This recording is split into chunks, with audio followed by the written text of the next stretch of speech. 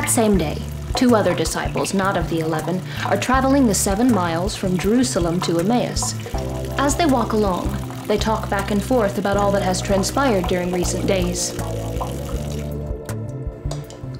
While they're talking, discussing, and conversing, Jesus catches up to them and begins walking with them, but for some reason, they do not recognize him.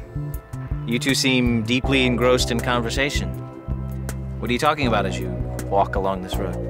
They stop walking and just stand there looking sad. One of them, Cleopas is his name, speaks up. He must be the only visitor in Jerusalem who hasn't heard about what's been going on over the last few days. What are you talking about? It's all about the man named Jesus of Nazareth.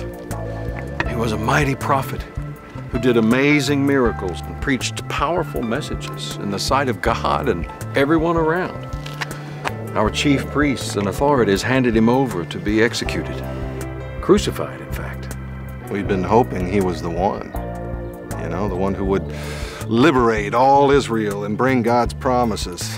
Anyway, on top of all this, just this morning, the 3rd day after the execution, some women in our group really shocked us. They went to the tomb early this morning, but they didn't see his body anywhere.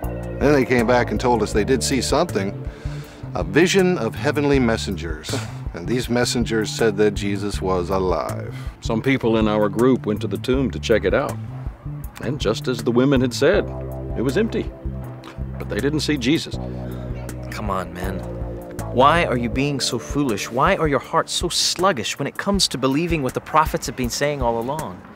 Didn't it have to be this way? Didn't the Anointed One have to experience these sufferings in order to come into his glory?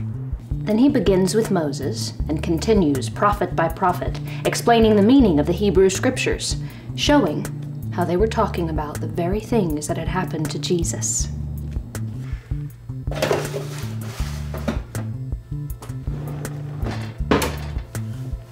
About this time, they're nearing their destination. Jesus keeps walking ahead as if he has no plans to stop there, but they convince him to join them. Please, be our guest. It's getting late. Soon it'll be too dark to walk. So he accompanies them to their home. When he sits down at the table for dinner, he takes the bread in his hands, he gives thanks for it, and then he breaks it and gives it to them. At that instant, 2 things happen simultaneously. Their eyes are suddenly open so they recognize him, and he instantly vanishes. Just disappears before their eyes.